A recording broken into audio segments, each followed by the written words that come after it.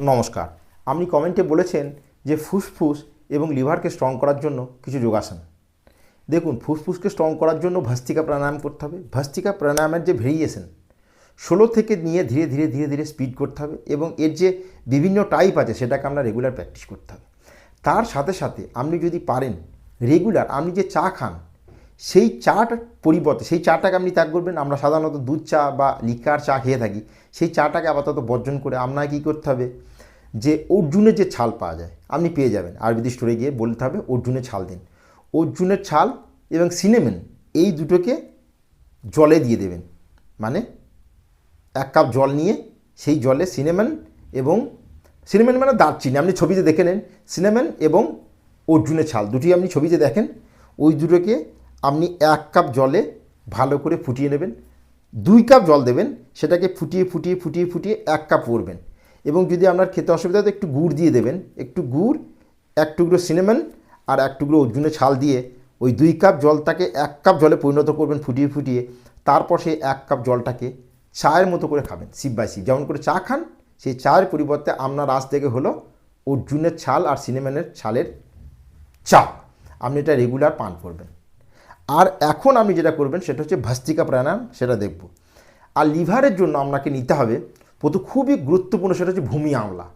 ভূমি আমলা যদি পাওয়া যায়, ভূমি আমলা সমস্ত জায়গায় পাওয়া যায়। আপনি কাউকে জিজ্ঞেস করে নেবেন বা আপনি দেখে নেবেন বা বাজার থেকে কিনে নেবেন।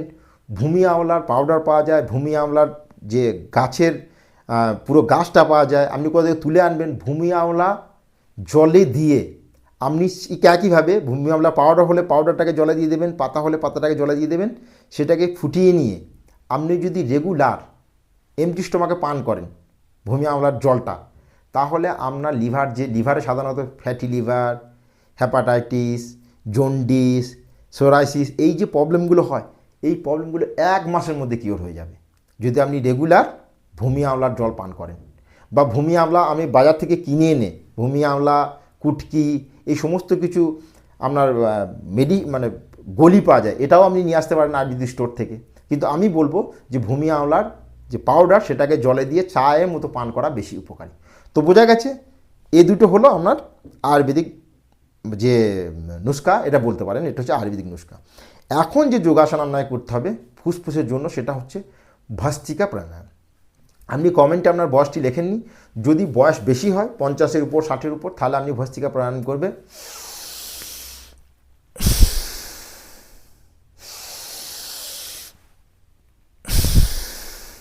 এবার আপনার বয়স যদি 40 মানে আমার বয়সী বা 40-এর নিচে হন, তাহলে ভস্ত্রিকা প্রাণায়াম করবেন এইভাবে।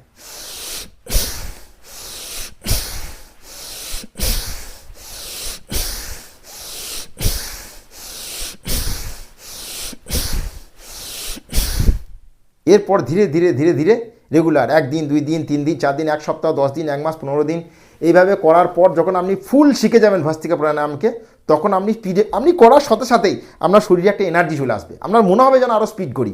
শরীরের প্রত্যেকটা সেল অক্সিজেনযুক্ত, মানে আপনার শুধু লিভার নয়, পুরো শরীর হরেক সেল অক্সিজেনে ফিল হয়ে যাবে। তো কেমন করে করতে হবে সেটা, কিন্তু এটা রেগুলার প্র্যাকটিস করার ফলেই হবে। শুরুর দিকেই আপনি জোরে জোরে করলে আপনার নাকে ব্যথা হবে, আপনার চেস্ট পেন হবে। শুরুর দিকে আমি বললাম ধীরে ধীরে। এবার ধীরে ধীরে যখন শিখে যাবেন তখন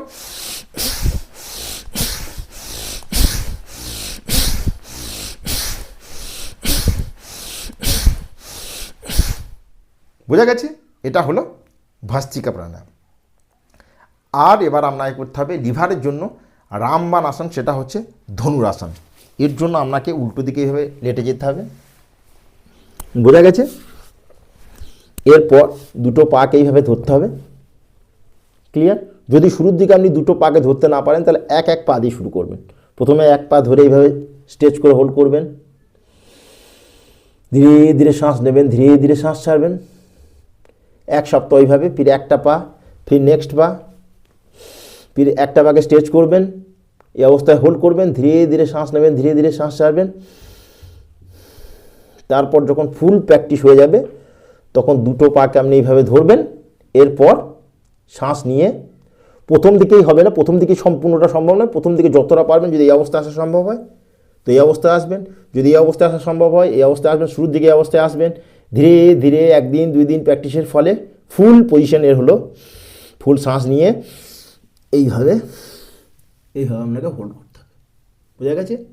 এটা ধীরে ধীরে ধীরে ধীরে প্র্যাকটিসের ফলে এটা হলো সম্পূর্ণ ধনুরাসন।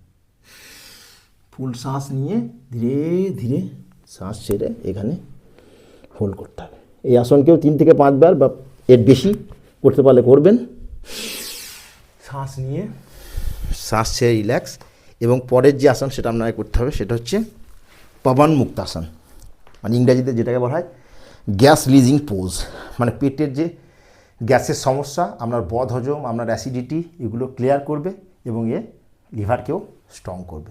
প্রথমে এক পা দিয়ে শ্বাস নিয়ে পাকে উপর, শ্বাস ছেড়ে পাকে নিচে এবং নাকটা ঘূর্ণাতে স্পর্শ করতে হবে এবং এখানে হোল্ড করতে হবে 15 to 30 সেকেন্ড।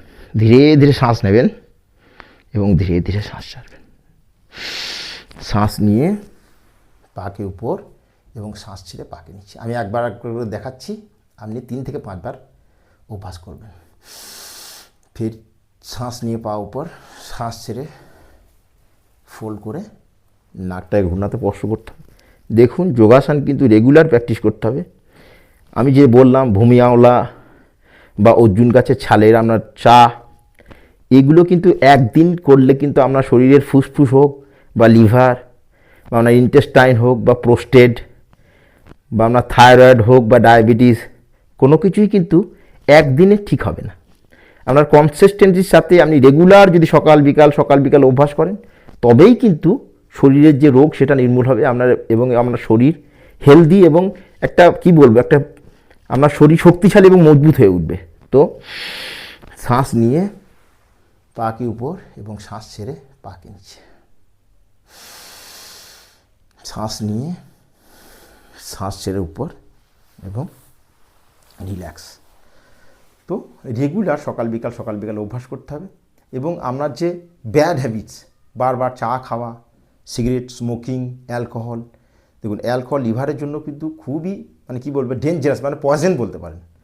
তো অ্যালকোহলকে ত্যাগ করতে হবে। সিগারেটস বা বিড়ি স্মোকিং আপনার ফুসফুসকে খারাপ করে।